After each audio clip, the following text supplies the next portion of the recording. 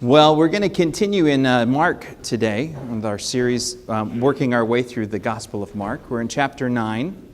One of the things that I want to share with you, though, coming up in the next few weeks, we're going to take a brief pause, just a quick time out, and we're going to be talking about deacons in the church and their function and their role. So we're going to pause in our Mark series long enough to do a lesson regarding that. And then there's going to be an opportunity for you to nominate men from the congregation that you believe are called to serve as deacons, the ones that you see as being gifted by God.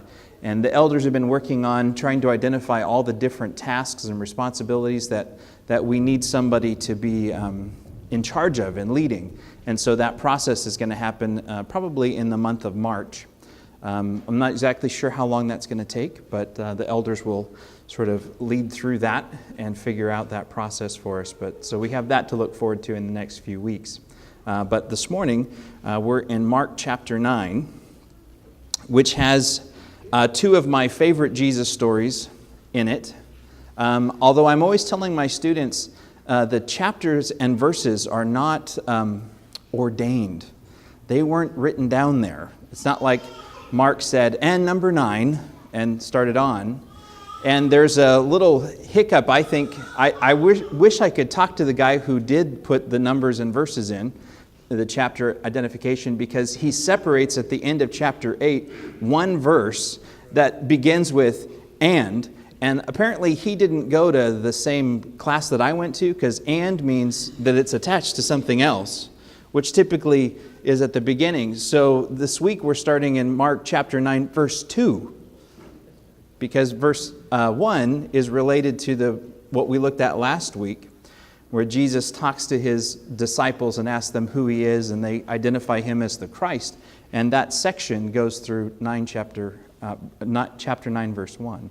So we're starting in verse 2 today, with a story that if you don't recognize, then I don't know where you've been.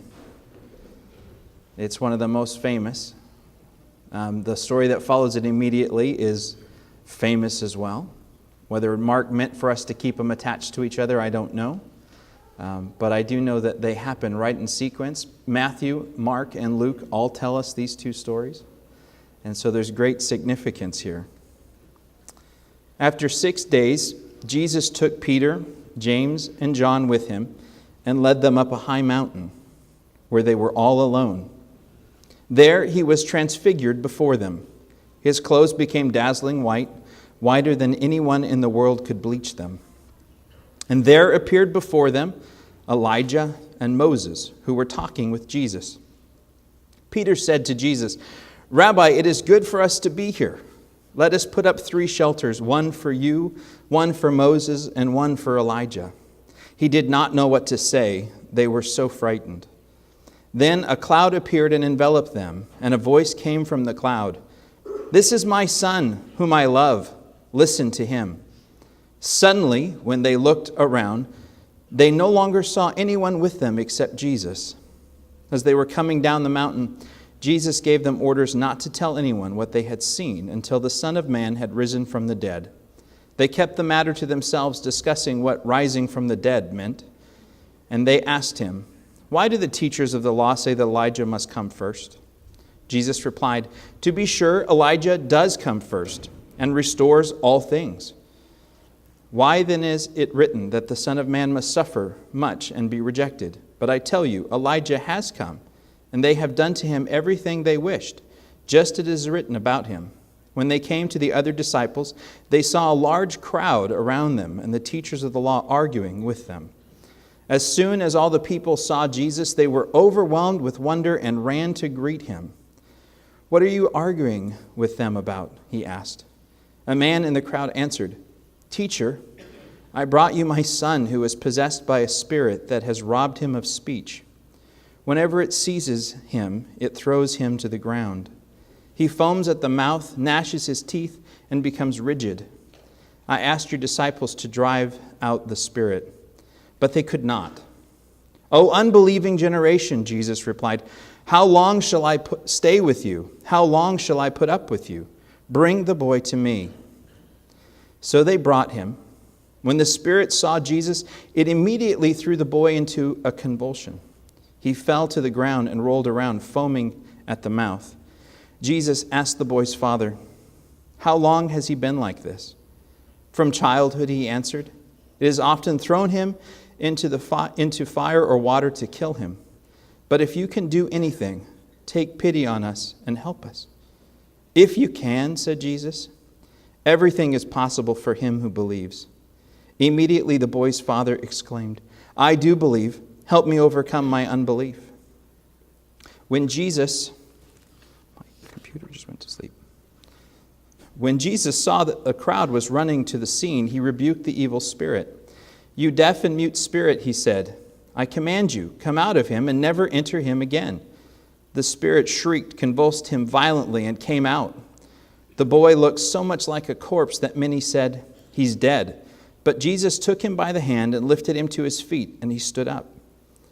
After Jesus had gone indoors, his disciples asked him privately, "Why couldn't we drive it out?" He replied, "This kind can only come out by prayer." Do you remember Moses, the base of Mount Sinai? The people camped around this mountain. He's led them there. They're waiting for God to speak. And all the people hear God deliver his law. Do you remember that scene? When we talked about that moment in the book of Exodus. That moment and this one for me are linked in a way that I can't separate them. The disciples remain at the base of the mountain, but Jesus takes Peter, James, and John up, and before them he's transfigured. For Moses, you see, eventually the people said, "We can't have God speak directly to us.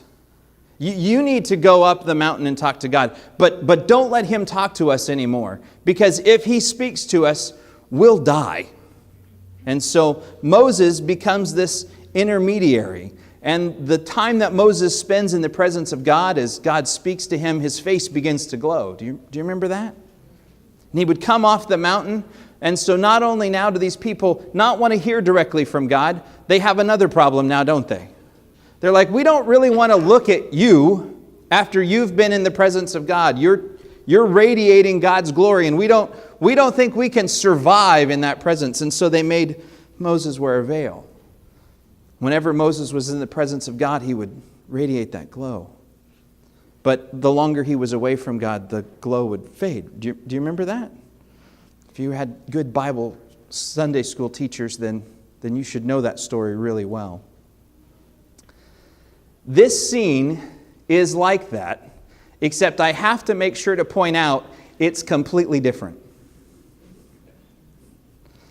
We're supposed to remember, I think, that moment.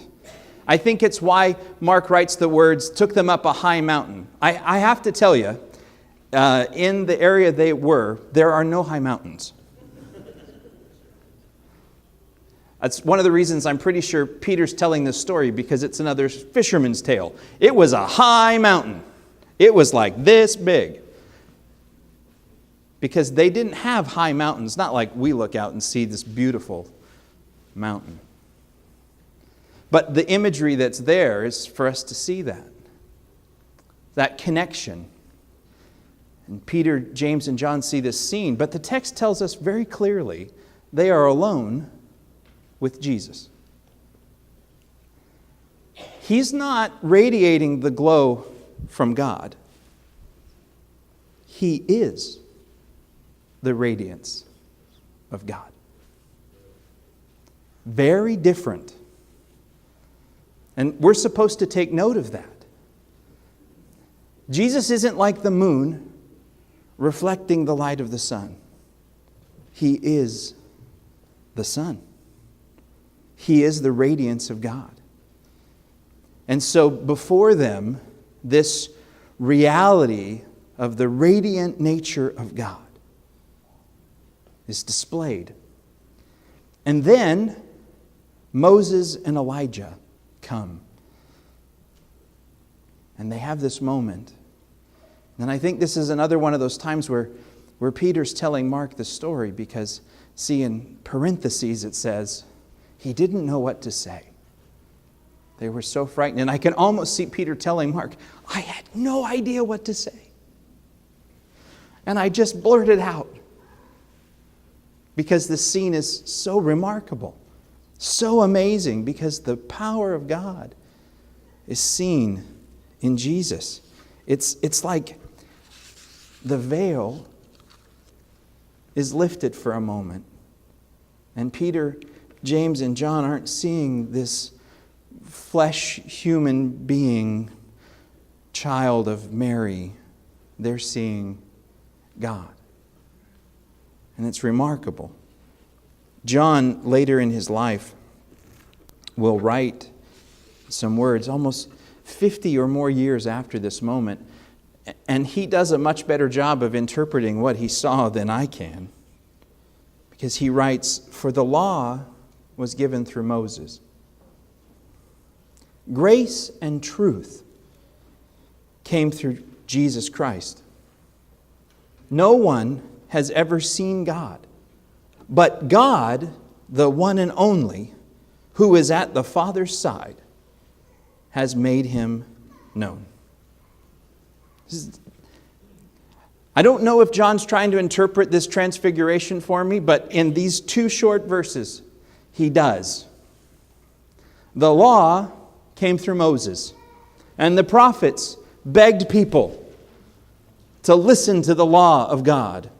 And Moses and Elijah are there with Jesus. But John tells us grace and truth came through Jesus Christ, who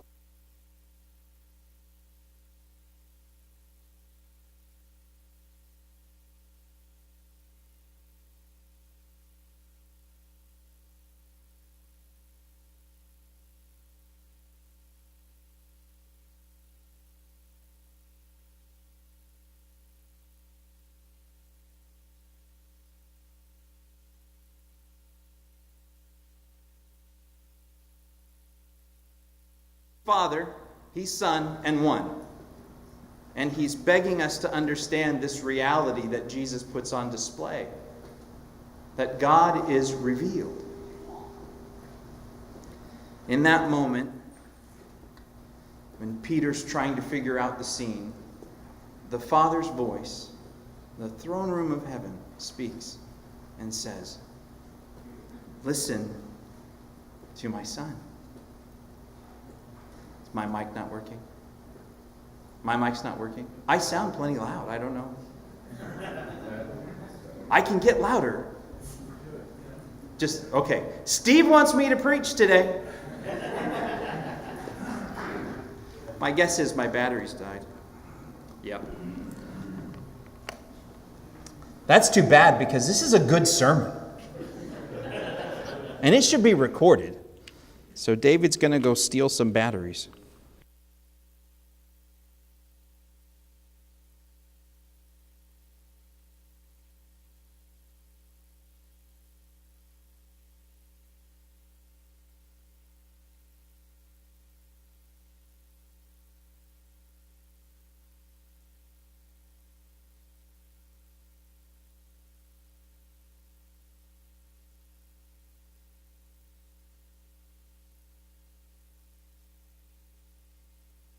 Volume now. Awesome. Now I sound really powerful. Do you remember what happened? They're having a party because they love God so much. Now, I don't know if you're aware of this, but if you're a good church person, when I say these next words, you're supposed to shudder. Do not think to yourself, how stupid those people are. You are supposed to shudder. Moses comes off the mountain, and there they are, having a party, worshiping a golden calf. And church, we're supposed to be convicted when I say those words. They've heard God speak. They've been rescued. The guy they told to go off, they say, "Oh, we don't know where he went." They reject the presence of God and they build a golden calf. Jesus comes off the mountain, Peter, James, and John. And the imagery is almost eerie. Only Mark really describes it this way. The others jump right into the moment with the Father. But Mark pauses for a moment and says, there's a great crowd. And the teachers of the law, there's a phrase you're supposed to key in on, are arguing with the people. There's grumbling, complaining, arguing happening. And Jesus comes in, and the people are overwhelmed, Mark says. And they come rushing to Jesus. Now, if you see any connection with everyone who's on the Lord's side, come to me, as Moses calls out, and the Levites come rushing to him. I think we're supposed to see the connection. And then Jesus says something that really I never understood. Because Jesus sometimes talks and I'm like, what is going on? He's having a bad day. O unbelieving generation, how long shall I stay with you? How long shall I put up with you? But if you put it against the backdrop of the mountain, the Lord speaking, coming down to the people and finding, humanity. It makes sense. You see, I don't think Jesus is upset. In Matthew and Luke, it almost seems like Jesus is angry that his disciples can't cast this demon out. Well, he's spent a lot of time with them, so I'm sure he's not shocked. He knows them really well. I think what happens is, and we see this in Mark so clearly, Jesus comes in, and his disciples and the people, a father who's brought this suffering child, and he's in anguish, and the teachers of the law are standing around there arguing amongst themselves, and I can almost hear their comments. See, Jesus isn't the Messiah. His disciples can't heal in His name. Sounds believable, doesn't it, Bill? If Jesus was a prophet, this boy wouldn't be suffering. That's a good one. We told you this is all a fraud. See, against that backdrop of the teachers of the law arguing, Jesus' comment, "O unbelieving generation," makes a whole lot of sense. And then Jesus deals with the need. But how easy you and I are led astray. How easy it is for us to put our hope in what we can see, in what our hands can shape, what we can do. That's the golden calf. And so Jesus speaks those words, unbelieving generation. And they just hang there because I think the teachers of the law are like, whoa. And Jesus calls this boy over and he orders, I like Mark, he says, he commands the evil spirit to come out. And in a flash, Jesus restores life to this boy that has been held hostage by this evil spirit, this demon that causes deafness and muteness. He confronts it that way. O spirit that causes deafness and muteness, come out. His ability to speak and hear are restored, and he's given back to his Father, and Jesus goes on his way. And while they're walking, the disciples ask a question. Now, only Mark records this. Mark is also the only one who tells us that the boy couldn't speak. The boy had a spirit of muteness and deafness. And only Mark records this question. Why couldn't we drive out this demon? And I wonder, as Peter's telling Mark, is Mark waiting? He's got his pen. What's the answer? I mean, you guys read ahead, so. But Mark didn't know. Why? Why couldn't you? Peter leans forward and he says, prayer. And Mark goes, you guys didn't think of that? Isn't that your response? You didn't think of that? You didn't think to pray? Could the whole thing be that simple? Here we've had a lot of theology that we just threw at you, so I could get to a simple thing, prayer. Because that's what Jesus does. He goes through all of this great theology, this moment on this mountain, and for Mark in this telling, the point comes at the end. Prayer. No rebuke, no chastising. Jesus simply answers their question. Jesus, why couldn't we cast that demon out? We did everything you taught us to do. Well, that kind only comes out by prayer. That's what he says. Now, church, if you haven't heard anything that challenged you yet this morning, I'm not sure you had enough coffee because we covered a whole lot. But just in case, I'm going to quickly remind you, Jesus himself is the glory of God. It's a big deal. He is confounded by our seeming urgent need to reject the authority of God. I mean, it just, unbelieving generation, how long do I have to put up with you? It is just confounding to him to constantly have to be dealing with our bickering and our arguing and our whining and our complaining. We seem to have this lack of faith. That's what Matthew and Luke key in on when they tell this story. We seem to have this lack of faith to confront the reality of the hurting in our world or the evil that is present in our generation.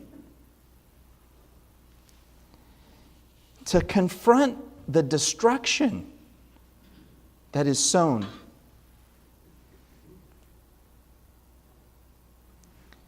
Jesus wants to shake us awake with the reality of this statement. Prayer.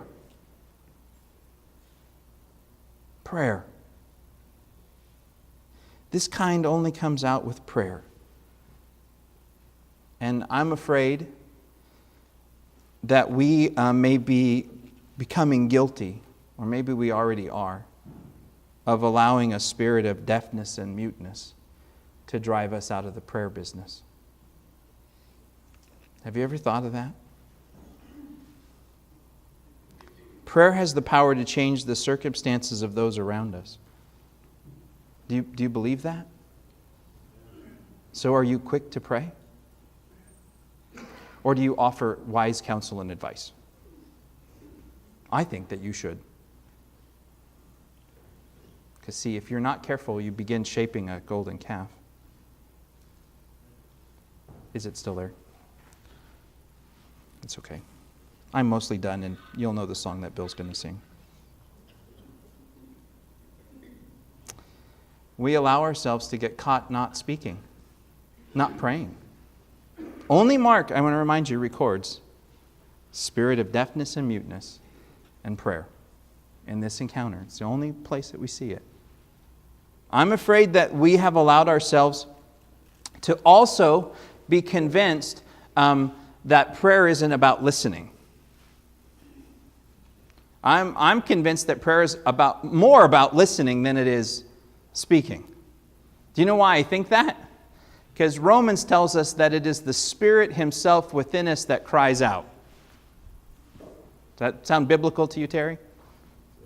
That's what it says. Sometimes I need backup here. That's what it says. That when we pray, the Spirit Himself cries out within us. So prayer, although you're focused so much on your words and talking, should really be more about you listening to the Spirit within you crying out so that you learn to live in step with the Holy Spirit, God's presence in your life. Prayer is more about listening. But I'm afraid that we have allowed ourselves to accept a spirit of deafness where prayer is just us talking. That's not right. And Jesus would confront that. You need to listen more than you need to speak. His brother will write some words like that. Quick to listen, slow to speak. We have to confront this spirit that doesn't see prayer as the power of God present.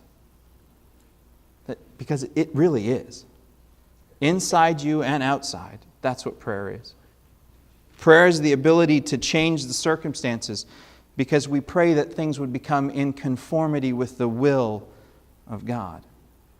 That's what we pray for. And boy, that would fix a whole lot. I don't know about your life, but if mine would become conformed to the image of Jesus in the will of God, my life would be a whole lot better. And yet we get to this moment in the service. I thought about Bible bumping with Ivory this morning and having him do the invitation because, man, boy, you'd have to come up. But I'm going to try, Ivory, all on my own. We get to this moment, church, and we allow a spirit of deafness and muteness to keep us from hearing the invitation of God because it's not for us, it's for someone else. And we become deaf to it. And then we allow a spirit of muteness to take over because, well, I wouldn't want to bother anybody with my need, so I won't speak. That's a terrible, terrible thing that we've allowed to happen in church. It's terrible. That in just a moment, I'm going to invite you to be prayed for. And apparently in this text, this is the most powerful thing that we have. The greatest weapon that we've got. And we're going to sing a lovely song. And I'm convinced there are many here this morning that will not respond.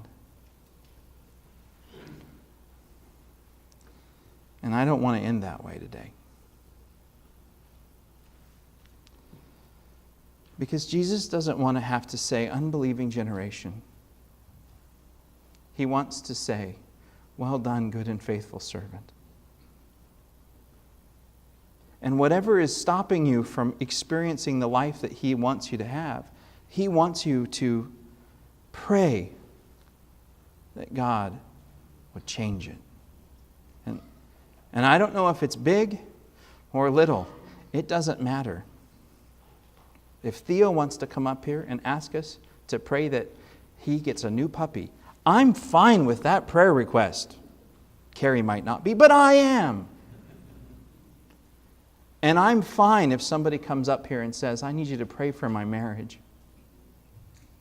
I need you to pray for my children. I need you to pray for my addiction. I'm okay with it across the board. Because I understand that I'm not going to worship a golden calf. I'm not going to create a false idol. I'm going to accept the reality of Jesus Christ offered the sacrifice for my sin, the atonement for my sin. And I am no better than anyone else because I'm at the base of the cross pleading for God's forgiveness. And the power of God in my life because I don't have it together. I might look good, but I don't. And so I'm not afraid to pray with somebody for their need. Are you? Are you afraid to let God do something this morning to transform someone's life? Or is that why you showed up? If you have a need this morning to put Jesus on in baptism and claim that forgiveness, then you need to come up here, because the baptistry is ready, and I'll get wet in these clothes if we need to. And if you're a believer and you've been baptized, but you know that you need the power of God released in your life, don't put it off. Don't say someone else. You need it. Make that need known. Come down. Be prayed with. Have our elders surround you with their love. They love you. Let's stand together and sing.